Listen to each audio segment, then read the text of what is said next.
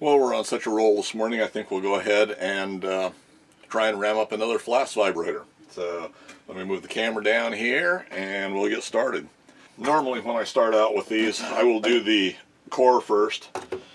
Cut me a piece of 2-inch pipe for the race, just an old rusty piece of pipe. I've got several of these pieces laying around that I whack off 2 or 3 to have in stock when I've got time and the inclination. I'll cast up some of these. So this is, I just cut off a piece, set it up in the lathe, and, you know, spent 5 minutes doing it probably. So here's my pattern for my core, or my core box. This goes in the center, down flat. We take a couple of these.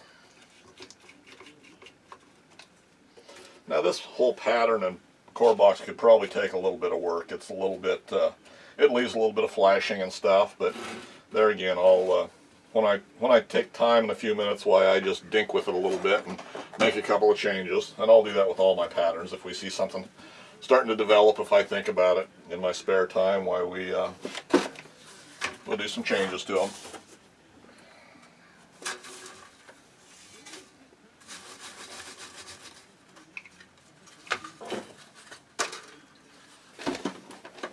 Oh, and I didn't look, it's about 12 minutes till.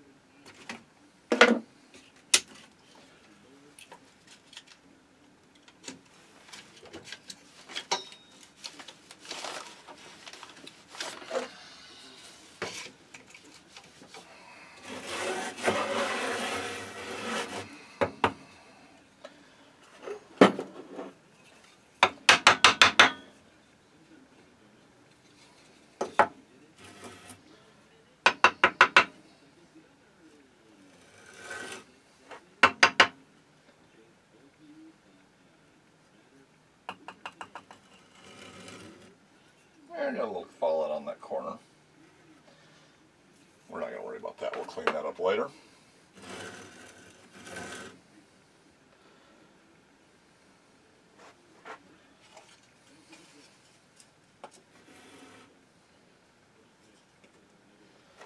I'll slip this over here out of the way.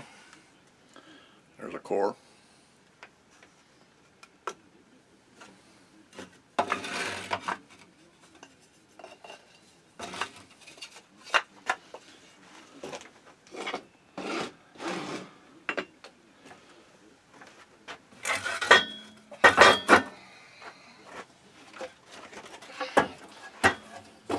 This is one of my earlier flasks with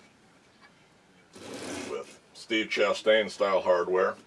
Not a great fan of these anymore. The hardware is heavy and clunky. You know, I'll always use it on some of my bigger flasks, but anything in this size range, we're not using anything that big anymore.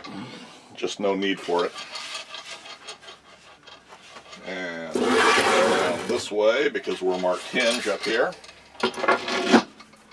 These were originally, or this was originally a snap flask, and snap flask just did not work for me that well. And I didn't think it was one of them that I didn't think the reward was big enough for the risk for building them. Well, I've got another follow board that goes the other way, but these will work. So, start with the drag.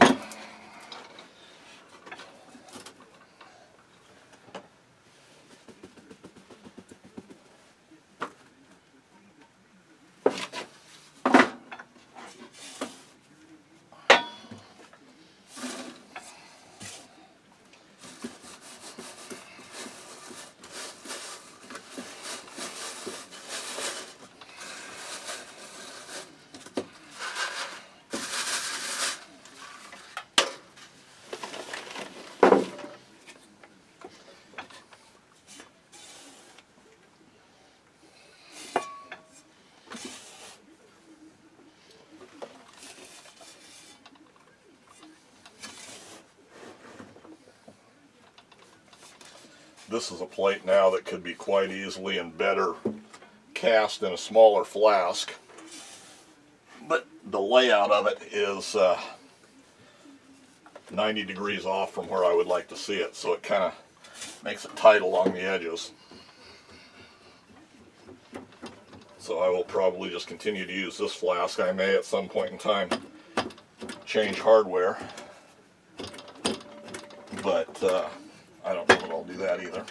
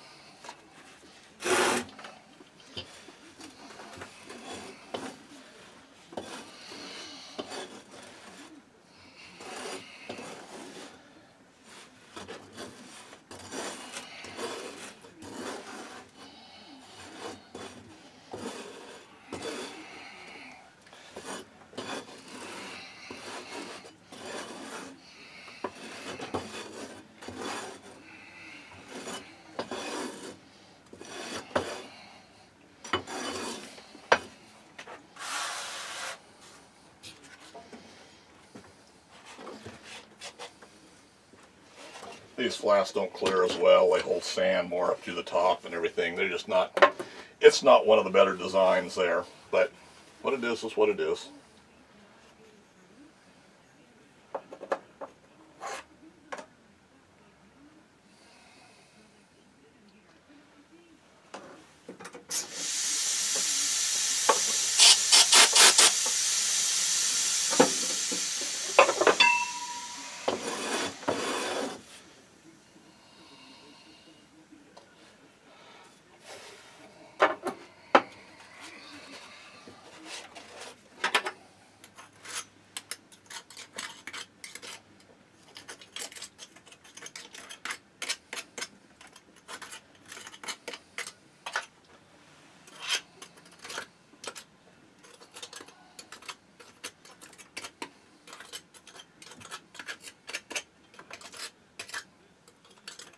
I actually think this is not a bad flask hardware design, but it's too big and cumbersome.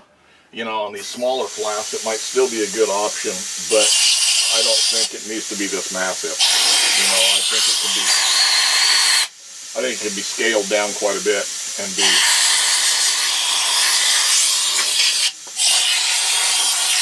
just as, if not more, functional. So anyway, what it is what it is. So,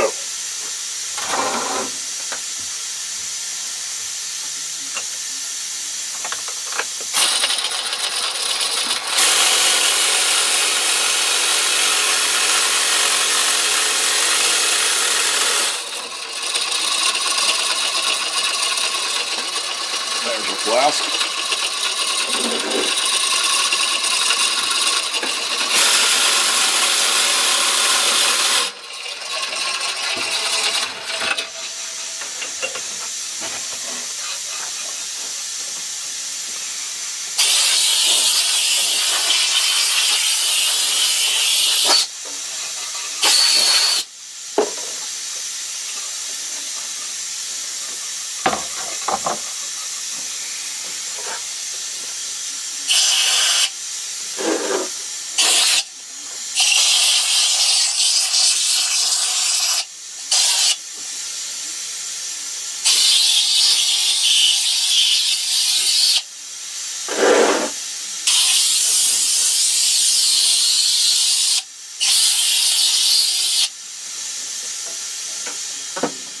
Okay, do those just like that. We were to take our core,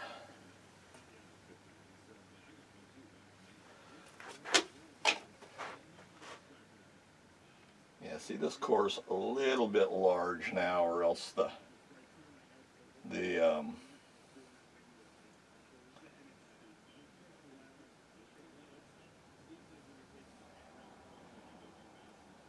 match plate part that cuts the indentation, it could use a couple more coats of finish on it, would probably make that cavity just enough bigger that that would set right in there. We got this one little place right here that we had a little bit of fallout.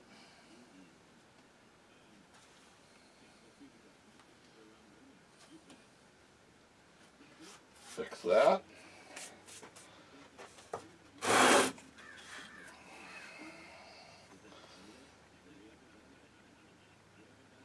Cores in, everything looks good. Everything looks good here.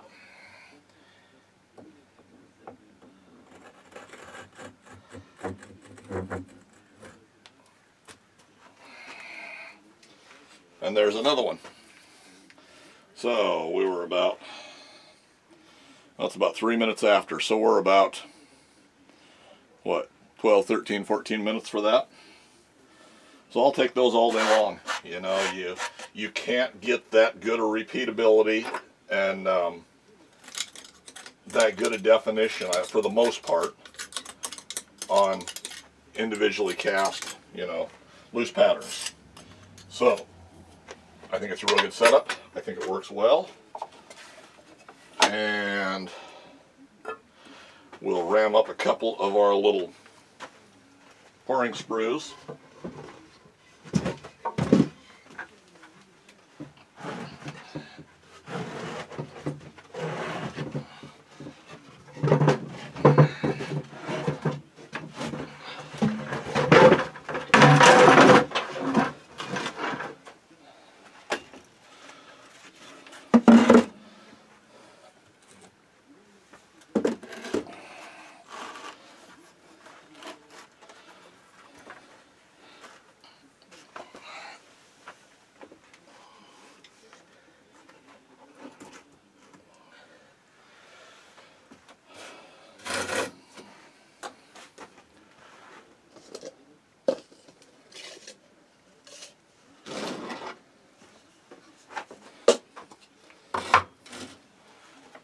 Now I realize these are not an offset pouring basin. Offset pouring basin probably would be better, but I get acceptable, repeatable results by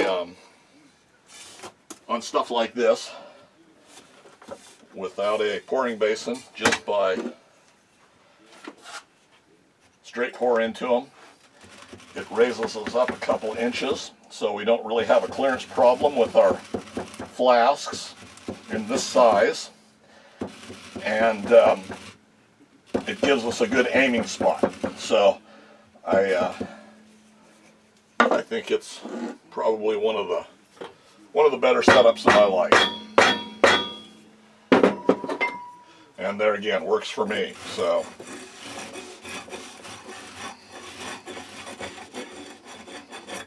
you know, your results may vary.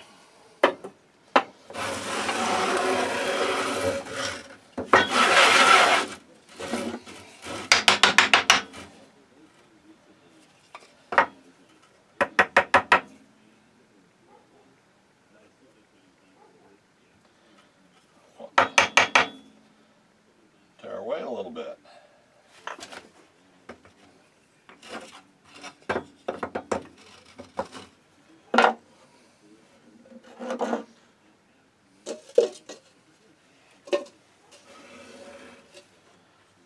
Clean up the bottom just lightly. That'll be a good one. So for right now, we'll just set them down onto the flasks rather than directly over where they go.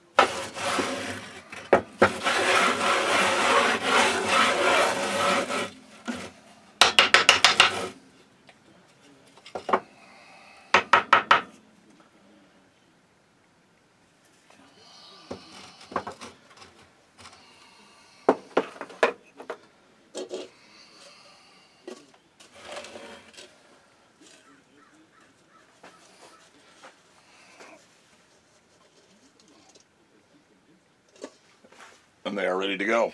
When I set those in position, I will normally put just a little bit of sand around the outside. I have on occasion had them blow out, you know, or not really blow out, but want to leak right there at that joint where they're sitting on top of the flask. So I just put a little green sand around the edge, it seals them up. And since I've done that, I've never had a problem with them. So anyway, there's two of them ready to go. That's probably all I'm going to do for the day, other than get my crucible tempered and gather up my stuff. These are already in position and everything. Maybe later today I'll pour them. Otherwise, I'll pour them first thing in the morning. Anyway, hopefully you found something that are useful, interesting. You know, that's my take on match plates and flask vibrators. Like I say, we'll cast them and then I'll show you the results in the next video probably. But hopefully you find that interesting and useful. Comments, suggestions, leave them in the comments section for me below. And as always, guys, thanks for taking the time to watch.